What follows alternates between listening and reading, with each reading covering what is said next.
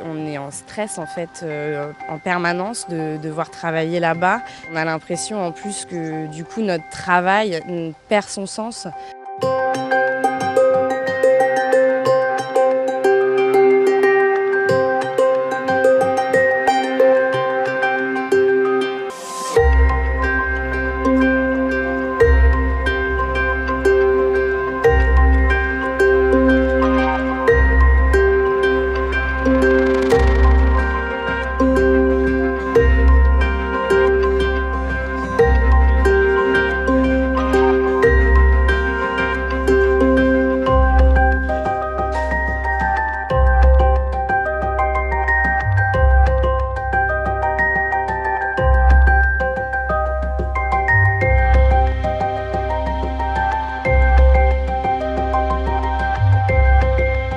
Le mardi 9 juillet, donc il y a 3 semaines, en début d'après-midi, il y a 2 hommes deux retenus au CRA qui sont montés sur les toits d'un des bâtiments et qui menaçaient de se jeter du bâtiment, tandis qu'un autre avait réussi à franchir la grille qui sépare la zone homme de la zone femme-famille et était monté donc sur une grille de la zone femme et s'était enroulé le cou de fil barbelé.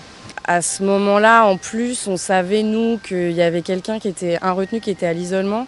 Et c'était une personne qui avait fait une tentative de suicide quelques jours avant, qui était en grève de la faim à ce moment-là. Et du coup, voilà, cet enchaînement de faits dans la même journée, c'était un peu la goutte d'eau qui faisait déborder le vase, en gros, puisque ça fait quelques mois qu'on constate une dégradation de la situation dans le centre, une augmentation des tensions, mais vraiment qui est très, très préoccupante.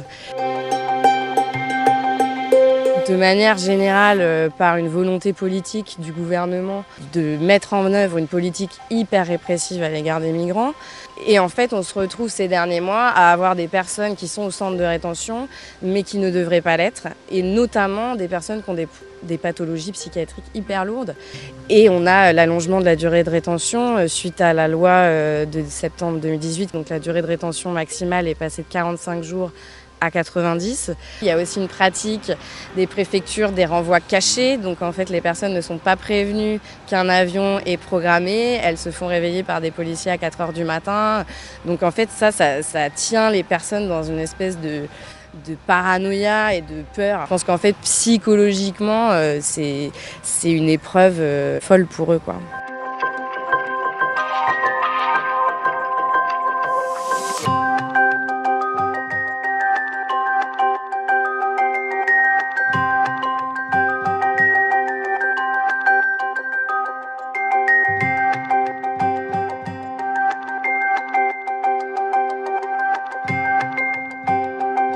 Qu'on reproche à l'administration du CRA, c'est qu'il est utilisé donc à des fins disciplinaires, mais il est aussi utilisé pour des motifs sanitaires, pour des personnes qui soit ont fait des tentatives de suicide, qui s'automutilent, qui sont dans des détresses psychologiques déjà accentuées par l'enfermement, mais qui souvent les avaient déjà avant le placement en rétention.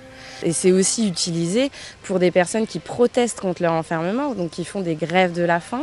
Donc c'est vraiment une mesure punitive à destination de personnes qui ne mettent pas en danger la vie d'autrui, qui se mettent en danger eux-mêmes et qui en fait devraient être libérées tout simplement. Nous, on se sent en ce moment en gros désarroi en fait psychologique. On est en stress en fait en permanence de devoir travailler là-bas. On a l'impression en plus que du coup notre travail perd son sens puisque les conditions de notre intervention qui doit normalement être axée sur l'accès aux droits et l'information sur les droits, maintenant on est amené à faire d'autres choses puisqu'il y a des personnes qui ont des gros troubles psychiatriques qui sont enfermées, des personnes malades et dans les carences d'accès aux soins, en fait nous on doit pallier à ça. Du coup l'essence de notre travail n'est plus là et oui c'est compliqué pour nous d'aller travailler en fait en ce moment.